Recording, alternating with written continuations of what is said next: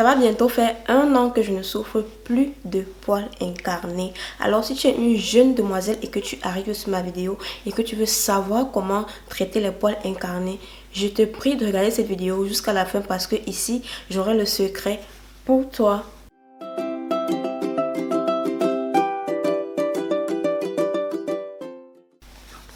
Hello mes copines, j'espère que vous allez bien. Welcome back to my channel. Bienvenue sur ma chaîne.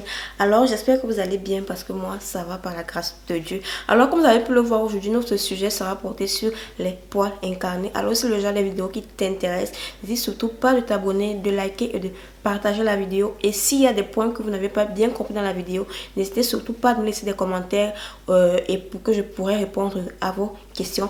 Alors comme je l'ai dit dans cette vidéo aujourd'hui, je vous montrerai comment vous débarrasser des poils incarnés. Donc prenez la peine de regarder la vidéo jusqu'à la fin. Alors ça fait de cela 1 an aujourd'hui que je fais le poil incarné et je vais vous raconter comment ça s'est passé en fait.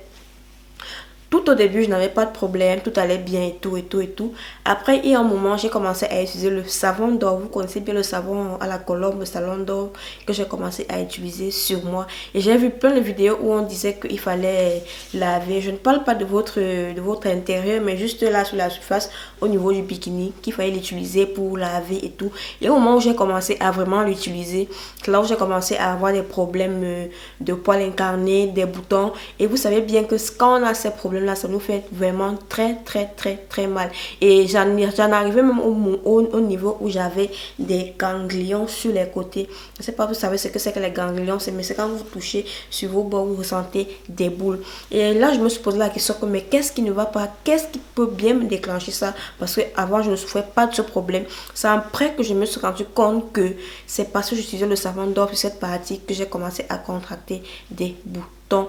Alors comment je l'ai su? J'ai tout simplement arrêté d'utiliser le savon et j'ai commencé à observer au bout d'un moment les boutons ont commencé à diminuer. Et comme je le disais, ça a commencé à vraiment être alarmant pour moi parce que il y a un niveau où j'ai vraiment eu un bouton qui me faisait extrêmement mal et de telle sorte que ça a vraiment grossi et ça avait l'impression d'être un abcès alors que c'était pas un abcès, c'était juste un poil incarné.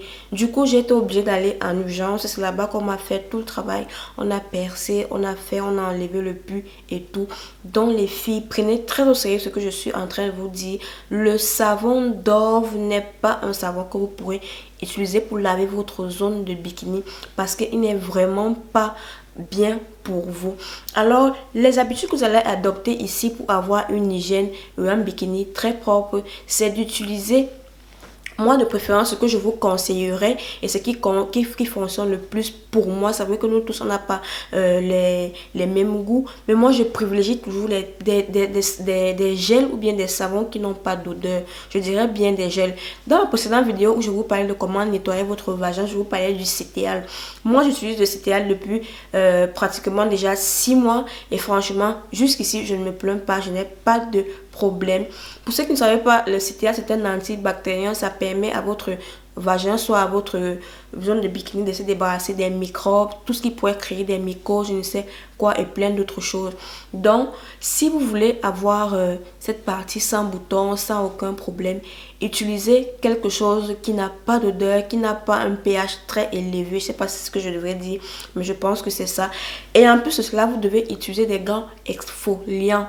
Quand je dis exfoliant, vous n'êtes pas obligé d'utiliser des gants qui sont vraiment très durs. Si vous avez une partie assez sensible, je vous conseillerais d'utiliser des trucs en coton parce qu'il y a aussi des gants en coton que vous pouvez utiliser.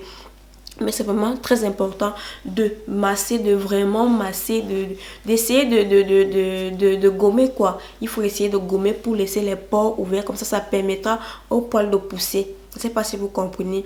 Adaptez le gommage sur votre zone de bikini. Ça vous évitera des boutons incarnés.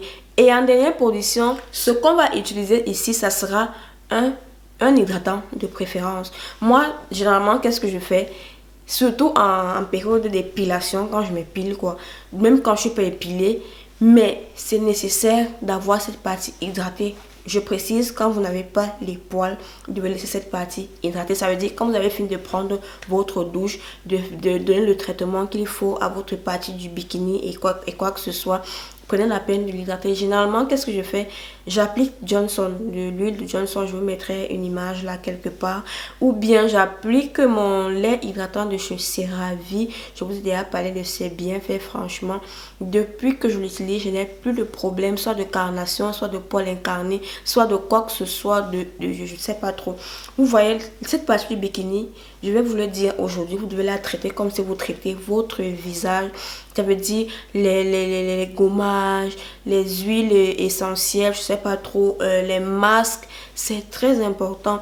Cette partie aussi a aussi besoin de ça, de tous ces soins-là. C'est pour ça généralement on a l'habitude de dire, si tu veux prendre soin de ta partie du bikini, traite-la comme si c'était ton visage et tu verras que tout ira mieux et tout ira plus bien avec cette partie-là. C'est ce que j'ai tenu à partager avec vous dans cette vidéo.